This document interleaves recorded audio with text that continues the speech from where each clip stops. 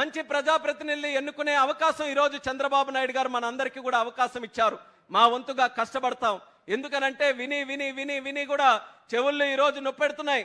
శ్రీకాకుళం జిల్లా అంటే వెనకబడిందని మార్చాలి, తలరాతలు మారాలి. శ్రీకాకుళం సెట్ అవ్వాలంటే మన మైండ్ సెట్ మార్చాలన్నది ఇక్కడ ఉన్నటువంటి ప్రజలందరికీ కూడా నేను కోరుకుంటున్నాను. సముద్రం ఎంత సంపద, గంగమ్మ తల్లి తెలిసి ఎవ్వరికి కూడా మోసం చెయ్యదు. గంగమ్మ తల్లికి పెట్టడమే తెలుసు తప్ప ఏ ఒక్కరిని కూడా ఇబ్బంది పెట్టడం, చెడగొట్టడం, మోసం చేయడం తెలియదు. అటువంటి సంపద మన గంగమ్మ తల్లి, మన సముద్రం మన చుట్టూ ఉంది. చిన్న చిన్న దీవులున్నాయి ప్రపంచంలో, 4 అడుగులు ఉన్నటువంటి దీవులున్నాయి. సముద్రాన్ని చూసి అవన్నీ కూడా బ్రహ్మాండంగా డెవలప్ అయ్యాయి. మనం ఎందుకు డెవలప్ కాకూడదనేది ఇక్కడ ఉన్నటువంటి ప్రజలందరూ కూడా ఆలోచించాలి. మనం ఎక్కడెక్కడికో వెళ్తున్నాం, గుజరాత్ వెళ్ళి పనిచేస్తున్నాం, చెన్నై వెళ్ళి పనిచేస్తున్నాం, వెస్ట్ బెంగాల్ వెళ్ళిపోతున్నాం. కానీ ఇక్కడే మనం పోర్టులు ఏర్పాటు చేసుకోవాలి, హార్బర్లు ఏర్పాటు చేసుకోవాలి, జట్టీలు ఏర్పాటు చేసుకోవాలి, పర్యాటక రంగం తీసుకొని రావాలి, పరిశ్రమలు తీసుకొని రావాలి. ఇంకా అవసరమైతే ఏ కార్యక్రమాలైనా మనకిక్కడికి రావాలి తప్ప మనం గడప దాటి వేరే పరిస్థితికి రాకుండా ఈ ప్రభుత్వం అన్ని రకాలుగా చర్యలు తీసుకుంటుందని తెలియజేస్తున్నాను. మంచి మంచి ఆలోచనలు ఉన్నాయి. ఇప్పుడే అచ్చెన్నాయుడు గారు చెప్పారు, సుదీర్ఘమైనటువంటి తీర ప్రాంతం ఉంటే ఇన్నాళ్ళకి కూడా ఒక్క పోర్టు మనం కట్టుకోలేకపోయాం. కానీ ఈరోజు చంద్రబాబు నాయుడు గారి ఆశీస్సులతో మూలపేటలో అద్భుతమైనటువంటి పోర్టు ఒకటి పూర్తి చేయబోతున్నాం. పోర్టే కాదు, ఎయిర్పోర్ట్ కూడా మన శ్రీకాకుళం జిల్లాలో ఏర్పాటు చేయాలని ఆయన ఒక ఆలోచనతో మాకు దిశ నిర్దేశం చేశారు. భవిష్యత్తులో జిల్లాలో ఒక ఎయిర్పోర్ట్ కూడా నిర్మిస్తామని ఈ సభాముఖంగా మీ అందరికీ తెలియజేస్తున్నాం. మిగిలినటువంటిది ఇక్కడ హార్బర్ కానీ, అలాగే మనకి కళింగపట్నం, పెద్దగనగల్లపేట, మన బారువా, మన మంచినీళ్ళపేట, భావనపాడు, అక్కడ కూడా హార్బర్లు, జట్టీలు పెట్టాలని కేంద్ర ప్రభుత్వం తాలూకా సహకారం తీసుకొని కార్యక్రమాలు చేస్తున్నాం. అలాగే మీకు తీర ప్రాంతం నుంచి కోస్టల్ కారిడార్, ఒక హైవే పెట్టి మత్స్యకారులకి వాళ్ళు పెట్టుకునే చిన్న చిన్న పరిశ్రమలు కూడా ఊతమివ్వాలని చెప్పి ఒక ప్రత్యేక బీచ్ కారిడార్ కూడా చంద్రబాబు నాయుడు గారు ఆలోచించి భవిష్యత్తులో చేయబోతున్నారు.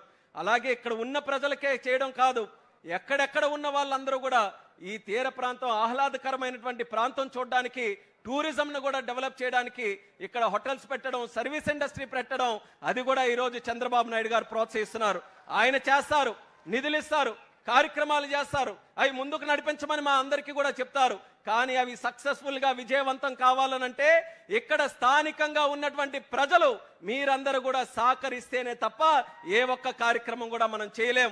అందుకనే మళ్ళీ మళ్ళీ మీ ద్వారా జిల్లా ప్రజలందరికీ కూడా కోరుకుంటున్నాను, గత ఇన్ని అవకాశాలు ఉన్నటువంటి శ్రీకాకుళం జిల్లా ఏం తక్కువ? మన జిల్లాకి తీర ప్రాంతం ఉంది, గిరిజన కొండల ప్రాంతం ఉంది, గనులు ఉన్నాయి, అలాగే బ్రహ్మాండమైనటువంటి నదులు ఉన్నాయి. అన్నిటికంటే లాయల్ గా కష్టపడినటువంటి వ్యక్తులు ఎక్కడ ఉన్నారనంటే అది మన శ్రీకాకుళం జిల్లాలోనే ఉన్నారు. ఇన్ని వనరులు మనం పెట్టుకొని ఇంకెవరో దగ్గరికి వెళ్ళి పని కోసం చేయి చాపడం అనేది న్యాయంగా ఉందా అని మీకే నేను అడుగుతున్నాను. అన్యాయం అనిపిస్తే మీరు కూడా ప్రపంచం మొత్తం తిరిగి ఉన్నారు, ఎక్కడికొక్కడికో వెళ్ళి పనిచేస్తూ ఉన్నారు. గుజరాత్లో ఉన్న పోర్టుల దగ్గర పనిచేశారు, మంచి మంచి అవకాశాలు అక్కడ చూశారు. ఆ అవకాశాలు ఇక్కడ ఎందుకు పెట్టకూడదు? మీరెందుకు పెట్టకూడదు? మీకు కావలసినటువంటి ఆర్థిక సాయం ఒక లోన్ రూపంలోనైనా, ల్యాండ్ రూపంలోనైనా అవన్నీ కూడా ఇవ్వడానికి ప్రభుత్వం తరపున మేము సిద్ధంగా ఉన్నాం. మీరు మంచి ఆలోచనలతో, ముఖ్యంగా యువకులు ఎవరైతే ఉన్నారో ఈ జిల్లా రూపురేఖలు మార్చడానికి మీరందరూ కూడా ముందుకు రండని మరొక్కసారి మీ అందరికీ కూడా పిలుపునిస్తున్నాను. శ్రీకాకుళం జిల్లా నుంచి వలసలు వెళ్ళడం కాదు, పని వెతుక్కొని వలసలు వచ్చే జిల్లాగా ఇక్కడికి తయారు చేయడానికి అందరం కూడా కంకణబద్దులై కృషి చేద్దాం.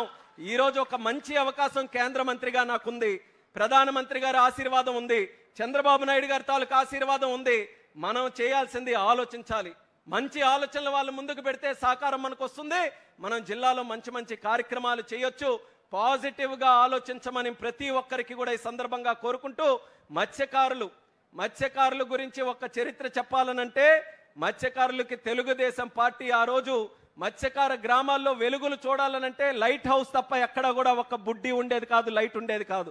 అటువంటిది మత్స్యకార గ్రామాల్లో ఇంటింటిలో కూడా వెలుగులు నింపినటువంటిది తెలుగుదేశం పార్టీ ప్రభుత్వం. దానికి కూడా చరిత్ర తీస్తే మొట్టమొదట పునాది వేసింది స్వర్గీయ నందమూరి తారక రామారావు గారని కూడా తెలియజేస్తున్నాను.